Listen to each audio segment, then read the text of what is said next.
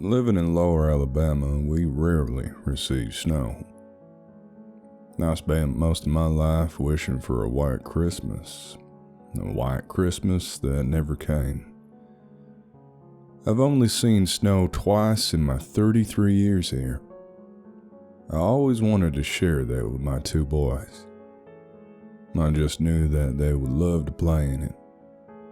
Now I found myself staring out my window at the mounds of that icy precipitation surrounding my home, regretting every wish I'd ever made for a snow-covered Christmas.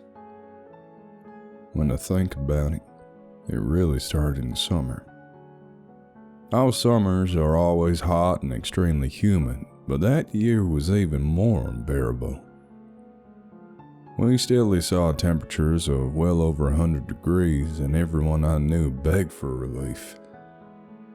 The heat wave lasted all the way until the next week before Halloween. Then, suddenly, a massive hurricane spawned in the Gulf of Mexico. The weather forecasters for our local news frequently refer to it as the monster. Looking back, I would believe it was more of a demon that brought hell with it, but a much different hell than the one that I had read about in the Bible. The storm passed, leaving devastation for miles around. It had affected every state within the southeast, but Florida most of all. Help was sent from various utility companies, government aid agencies, and even regular citizens to help with the relief. And when I say various, I mean from every state in our region. It was amazing to see the effort put forth to help the people that had lost everything. I'm sure a lot of us thought that was the worst it could get. I wish that had been true, but that was when the rain started. As November came, we felt the first droplets in our tiny town. It was an odd occurrence, but not odd enough to raise any eyebrows. I mean, how bad could a couple of days of rain be, right?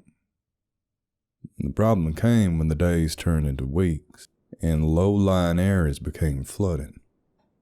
Homes and towns nearby were washed away in a matter of hours once the levees broke.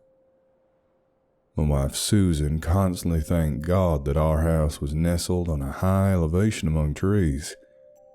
I found myself thinking the same thing, but God had nothing to do with what happened.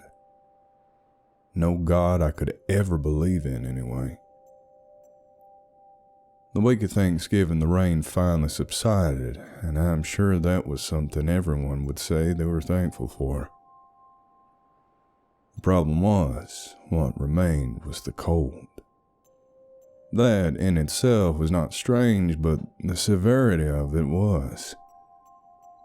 We saw temperatures close to freezing for the following week, and that was something we rarely saw until late January or early February. My oldest son, Jacob, began singing that silly song by Bing Crosby. My wife beamed at the thought of them seeing snow on a Christmas day. The foolish child in me felt the same. The boys will finally get to see snow, Paul, Susan squealed. I know, I can't wait to see Tommy waddling in it, I responded. Those words ring in my head even now. I have to fight back tears when I think of just how stupid I had been. We were so preoccupied with setting up decorations and buying presents that we were oblivious to what was happening all around us. The snow actually started falling the first week of December. It was up several inches within the first day. It was amazing to see at first, but when it kept coming, some people became worried. If you've never seen the South when it snows, you probably would not understand. You see, we are not prepared for that kind of weather. Everything shuts down. People stay home and rarely go out driving. I know it sounds ridiculous to anyone else, but that is what happens. It just kept coming. My wife and I let the boys play in the fresh powder originally, but when it had gotten so high that I could barely walk freely in it, we decided it was best to keep them indoors. Hardware stores had started bringing in snow shovels to help clear paths, something that you rarely found in our town. I bought one of the last ones on the shelf, as people scrambled to manage the icy foreign invader. The situation seemed to become worse, as small flurries became near blizzards. My wife stayed glued to the news and weather broadcasts. It appeared the northern states had almost been buried in the frigid powder. The president had actually issued a state of emergency, urging people in the northern portion to evacuate south. That was when I finally started to become concerned. These people had been told to come south, but our situation was hardly any better. The weatherman stopped trying to be accurate. His predictions of an end to the madness never came. The temperatures continued to drop, and it was not long before we saw them go from 0 to negative digits.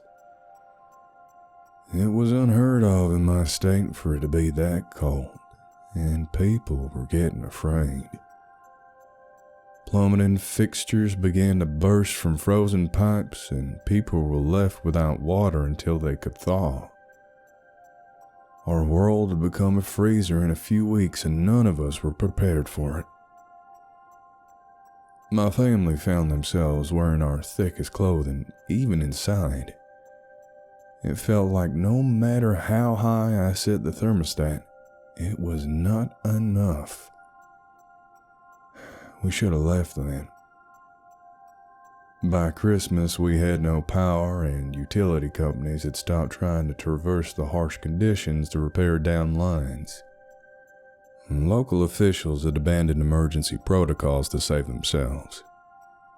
We began hearing rumors of our neighbors attempting to head further south into Florida.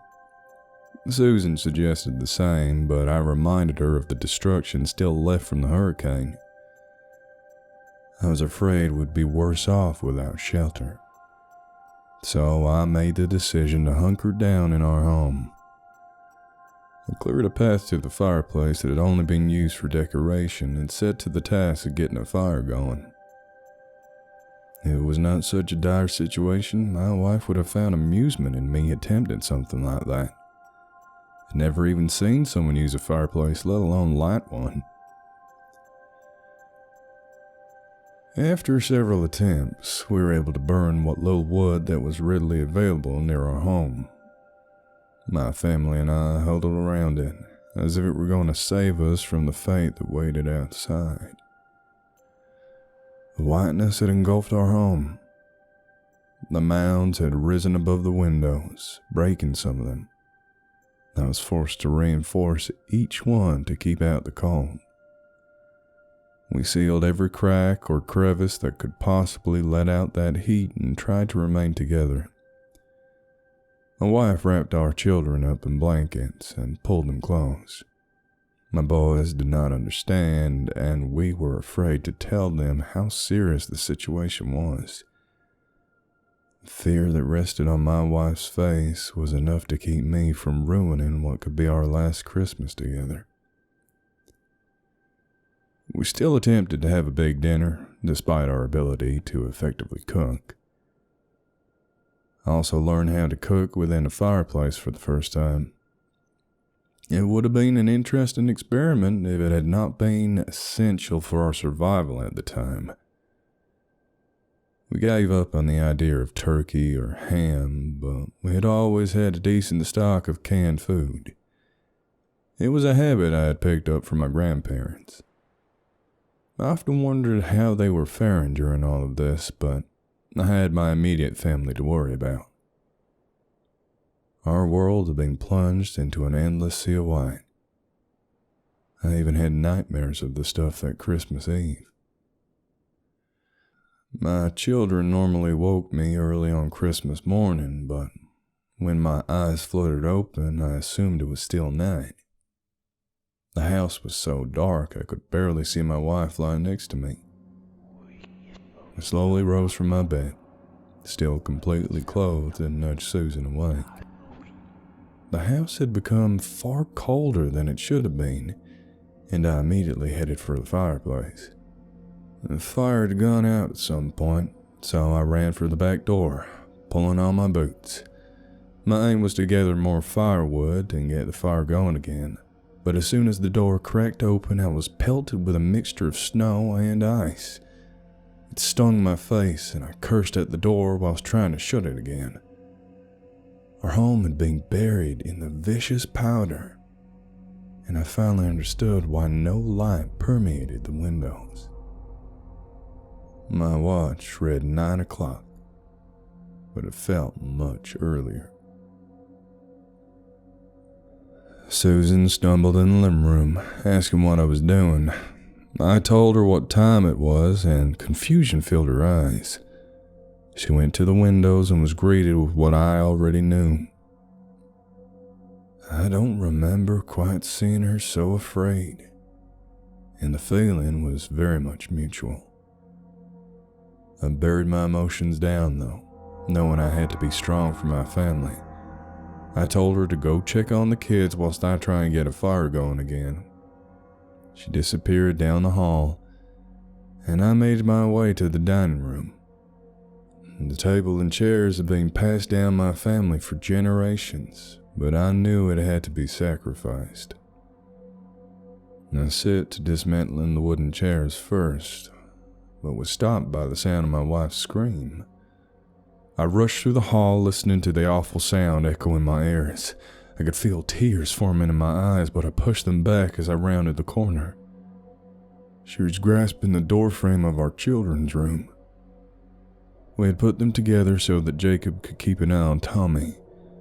I could see her body shaking as she stared into the room. Tears rolled over her cheeks as I turned to see inside.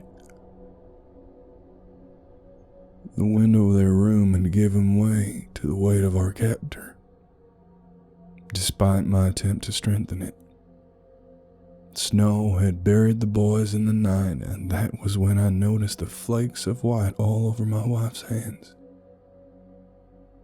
Susan had attempted to uncover them, and I could see the blue pale skin of their faces, huddled together in Jacob's bed. It would have been a sweet scene if it were not for their skin tone. Something Susan would have taken a picture of, but this was not that scene. I pulled Susan away as I tried to hold back the sick feeling in my stomach.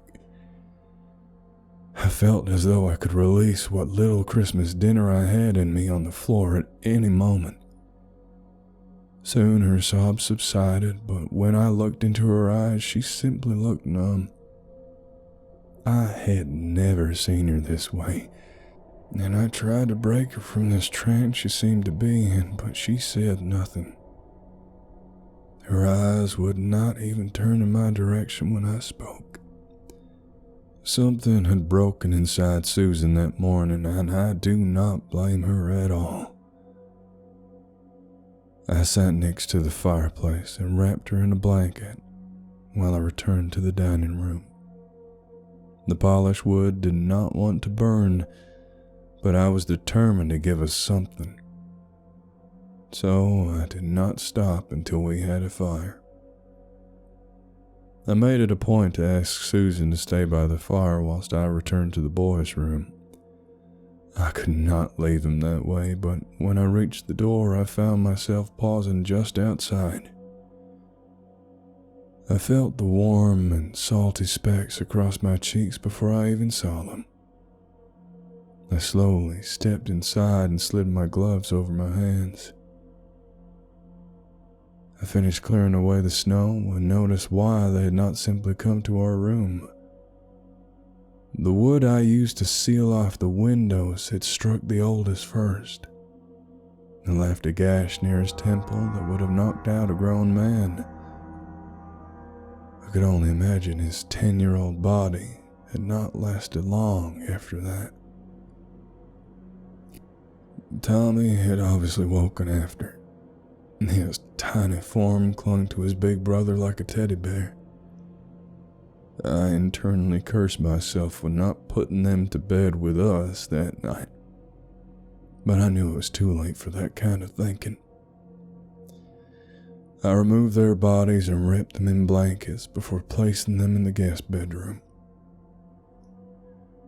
I took one final look at their tiny bedroom, a place that had held so much joy previously. I imagined the two of them playing and sometimes bickering. My lips tried to curl upward, but they couldn't. My eyes drooped to the floor as I turned away and shut the door. I have not returned to that room since, and I doubt I will. I just returned to the living room in hopes of comforting Susan, but when I got there, the blanket was all that remained by the fire. A quick search of the house revealed that the back door had been opened and a tunnel had formed in the frigid wall on the other side, leaving the floor inside covered in snow. I tried to follow Susan's footsteps, but eventually they disappeared behind a solid wall of that cursed white. I could only imagine her frantically digging through it, and the sound of what was above coming down upon her body. I tried to dig into it myself in search of her body, but the layer that remained was frozen solid. It was like digging my hands into cement, and I knew that Susan could not have survived it, even if my mind did not want to believe it at the time. I found myself picking at it with tools anyway, feeling as though I had nothing left to do. I do not know how much I cried whilst working at that pointless task, but I do know it started to freeze my cheeks. I did not stop until my arms could not lift again, and that's when I sat amongst the snow and stared at what my world had become. I lost track of how long I sat there or when I decided to come back to the fire. I do remember when I started burning the Christmas gifts and how hard a choice that had been. I opened each one slowly and savored the idea of my children playing with it for the first time. I could even see Susan standing over them with her camera in hand. She would be giving the biggest smile and snapping away to save each and every memory. She loved taking pictures, but what I had to do did not need to be captured on any sort of film. I started to feel the numbness that night. That same numbness that overtook Susan earlier that day. It was as cold as the snow that surrounded me, and all I could think was that this had been my fault. I should have escaped with my family when I still had the chance. I don't know if it was pride, ignorance, or both, but the guilt was too much. It consumed me and took away everything this holiday was supposed to be about. I started writing this in hopes that someone reads it. I do not know what has happened to the rest of the world, only what has happened to me. I do not know how long I can survive here. My food is running low and I've run out of things to burn. I cannot even say for certain how long I've been here since my watch has stopped turning and I still cannot see the sun. I think I will try to dig myself out tomorrow. And if you do find this, know that I did not simply give up. I just wish I had done this sooner.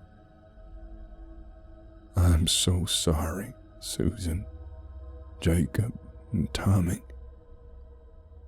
You deserve better than this. I hope you can forgive me. Sincerely, Paul Richardson.